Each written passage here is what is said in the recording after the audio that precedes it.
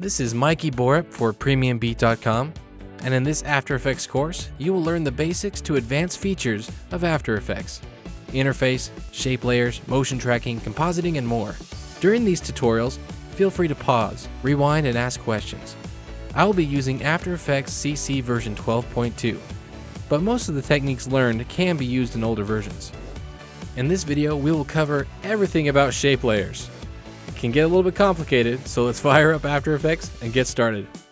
So here I am in After Effects, and I've already got a composition here. It's called Shape Layers, and I'm really excited for this because I absolutely love shape layers. There's so much you can do, but they're also very confusing sometimes. You can get really lost inside of a shape layer. There's a whole world within a shape layer. So let me show you how to make just a first basic shape layer. There's two ways to do this. You can use one of these tools, or you can use a pen tool. I'm going to use one of these tools, and let's just create a rectangle. And here I am. I just created a shape.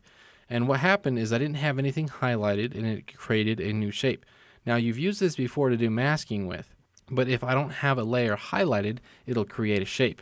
Now, if I do have a layer there, let me just hide this layer, and I'll delete it. I'll make a new one. Let me bring in a new solid. If I have this layer highlighted and I use this, well, then it's going to create a mask. And it's not a shape, it's a mask. But if I don't have that layer selected, say I've deselected it, I use this, it's going to create a shape. And you can know it's going to be a shape versus a mask because when you're in a shape tool, up here it says fill and stroke. If I have it highlighted, it's in mask tool, and I don't have that. See, fill and stroke. So I come in here, and I can even change the color of these. Have a big thick stroke on it, and then when I make my shape, that's going to be represented. Let's go ahead and delete that solid behind there. Now there's going to be some options up here for your shape layer, but also down here there's content. See, there's this add and there's this add there. And so this is going to be a lot like a text layer where you can add different things, and there's a whole kind of a world in here, but this is a lot bigger in shape layers than it is in text layers. So let's kind of see what we can do with some text layers. I've got this just basic text layer, and I can come in here, and here's the fill. I can change the opacity of the fill by itself. There's the stroke. I can change the opacity of the stroke by itself. Really cool. Let's focus on the fill for a little bit. I can change the color. Let's bring the opacity back up. Or I can just right here next to fill, there's the eyeball. I can turn it off completely so it's transparent. Okay, let's take a look at the stroke. There's a lot more options with the stroke. So let's come here to color. We'll leave it there. Opacity there. We can change the width. And let's look at some of these other options. We can look at the line join. So we can come here. It's set at a miter join. Go to round. You can see it rounds around the edge. Bevel kind of just cuts it on the edge. Now say we want to make this dashes. Right here it says dashes, and if I click on this triangle like you're used to, you click on that and it shows more options. It doesn't show anything, but there's this plus here, and this is a little bit confusing because what does this mean? So I hit plus, and then now it's dashes, right? Let's actually go back to this, make this a miter joint, and I can adjust the amount of dashes. That's cool. And the offset. But if I hit plus again, then it gives me this new option for gap. So I can have a big gap between the dashes, and I can change the size of the dashes. See, I'm sure you can see already how things can start to get fairly confusing with shape layers. But you can see what you can do. So I can come in here, I can just animate the offset.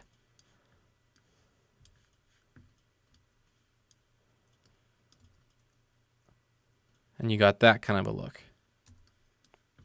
Go ahead and turn that off. Let's actually just turn the stroke off completely. Now let's do a little bit more.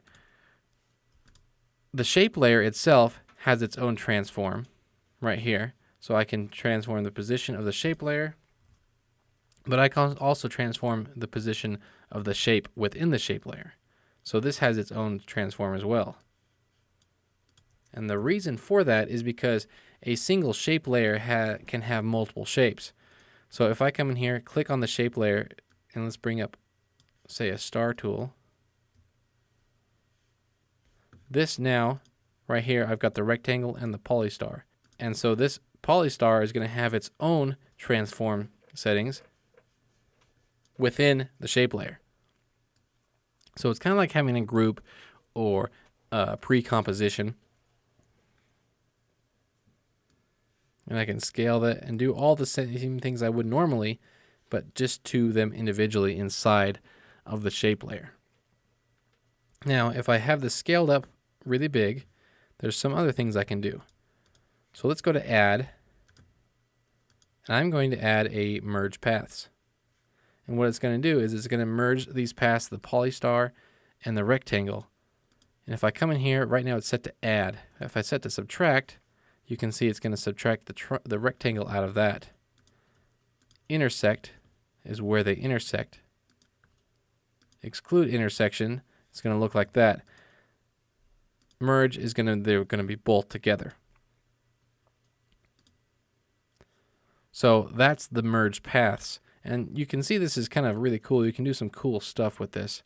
So let's go down to intersect. And what I can do now is I can come into my polystar and I can change the position of this. And you can see how you can do some cool effects just all within the shape layer. This is track mats all within the shape layer. So let's go ahead and let's delete this merge paths, and let's delete the rectangle. Let's just have the star.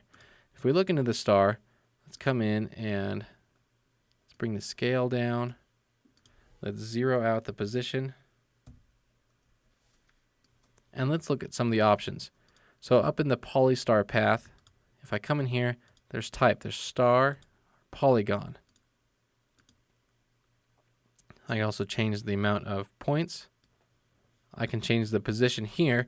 So this is where things get really confusing, because now this has its own position. And there's also the position right here. And there's also the position right here.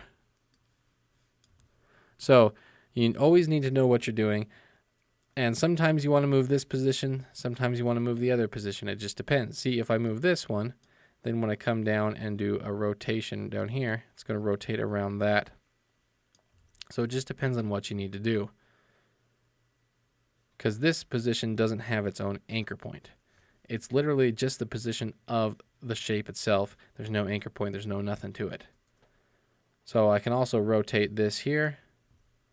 We can change some of the inner radius. We can do a shape like this. Let's scale this whole thing up. And this is starting to look like maybe like a sticker or something. So let's come into the fill. Let's change the color of this. Let's go into the stroke. And now it's kind of like got a sticker, like congratulations, and they stick it on someone's paper. So, and then we can also add some roundness to these shapes. So lots of cool stuff you can do. Now let's do some more. So I've got this polystar, and let's add another shape to this. So I'm going to just come up here and I'm going to add a rounded rectangle.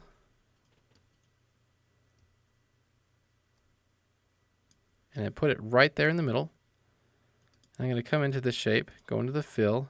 Let's change the color so it shows up. And what I have is now I've got this rectangle and this polystar, and I can put them in a group. So if I click on Contents and go to Add, and there's all sorts of things here. Let's add a group. I'm going to take both of those, highlight them, stick it right into that group. So now this group it's like a pre-comp It's all in one thing. And I can take this group and let's add some more things to it. I can add a stroke to the group. You know, so if within this group, I can come in to this rectangle. Let's transform this. And there's a whole stroke around everything as a whole. That's kind of cool. So let's delete these. Let's start a brand new shape layer. And let's do a rounded ellipse. And what I want to show you is some other of these options. So let's come in, stroke, let's bring the stroke down. Okay. I'm going to just highlight the rectangle and come over to add. And you can see down here, there's also offset paths, pucker and bloat, repeater, round corners, trim paths, twist. Let's take a look at some of these. Let's start at the bottom. Zigzags is going to take the edge and it's going to zigzag it.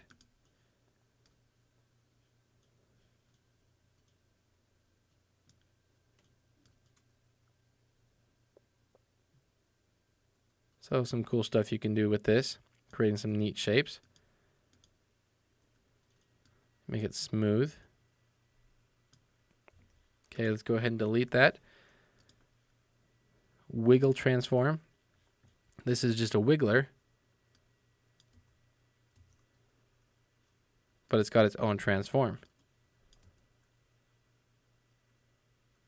So it's a wiggler built in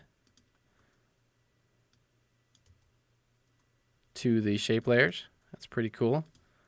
A lot of cool stuff you can do there. Again, like with everything, you need to get in here, you need to experience this, you need to just test out all of these things. I'm going to show you as much as I can, but there's so much to this. We can do wiggle paths. And you can see what that's doing. It's taking this path and it's wiggling it, making it look kind of all crazy. And I can change the size, detail, the speed, all sorts of cool stuff.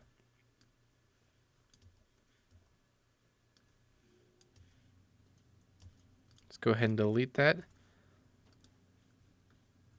Twist is going to twist it up.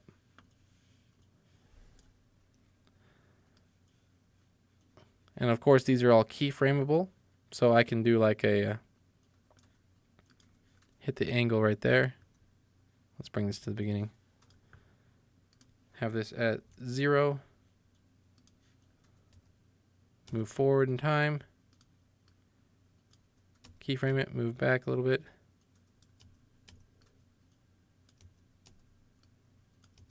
And I'm just moving forward and keyframing it just a little bit. And as we play through this, you got this kind of this look. Let's go ahead and delete that. Let's go back into add. Trim paths. This is one of my favorites. And I come in here and it's going to trim it. It's like it's just cutting it out. And you can see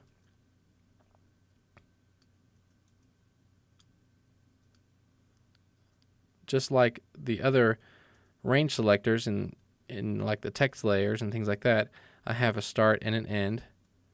I can also offset the whole thing. You can do some really cool animations with this. So that's trim paths.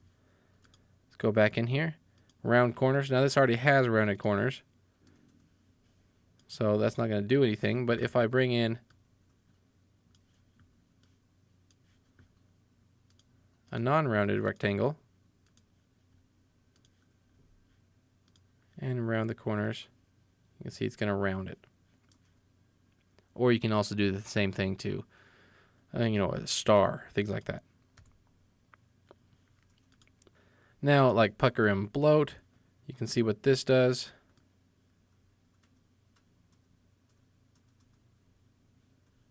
That kind of stuff. Offset paths.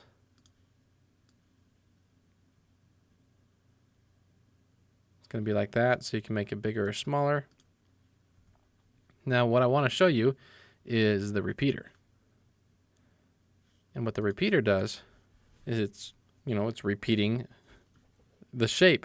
So I come in here and it automatically made 3 copies. If I come into offset, I can change where those are at. But let's come into the repeater transform. And let's bring the scale down and the position.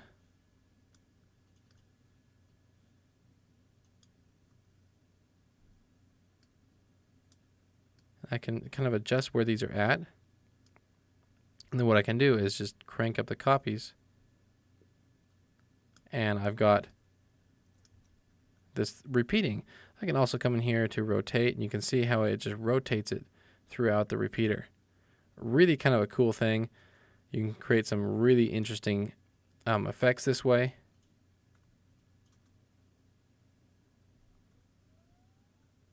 Now if you really want to get crazy, you can do 2 repeaters. So I've got the 1 repeater. I'm going to come back in here and add another repeater. Click on Contents, go to Repeater, and now I'm repeating the repeater. So we can come in here,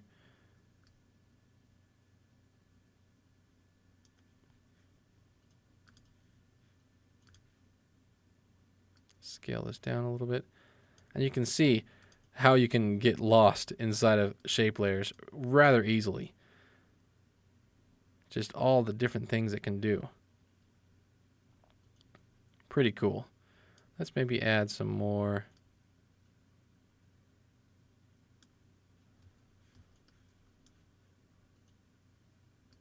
Do some rotations.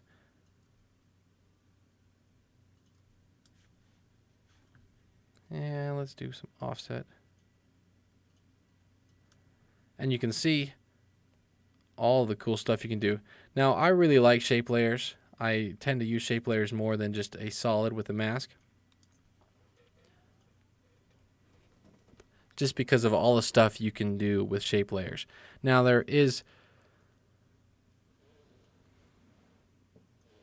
downsides with doing that though is things tend to get really complicated. There's lots of different layers and groups and things like that. So just be careful not to get lost inside the shape layer. But the important thing is to just jump in here and just experiment with all of this stuff you can do. You'll be surprised about how many cool things you can do inside of a shape layer, all within one layer. And then when it's just one layer, I can add effects to this layer by itself. So I can come up to your effects. I can add, a fast blur just to this layer, and it's going to blur it all. If it was multiple shapes, then it gets kind of complicated. If I'm doing solids and masking, then it's going to get complicated. But the fact that I can do everything all within one layer is really nice, and it cuts down on all the complications, and it makes your project a lot more organized. So that's it for this lesson. Thank you for watching and participating in this course. Feel free to comment and share this video with others. In our next video, we'll be talking about working with footage, color correction, speed changes, and noise reduction. Again, this is Mikey Bort for PremiumBeat.com. Thanks for watching, and we'll see you next time.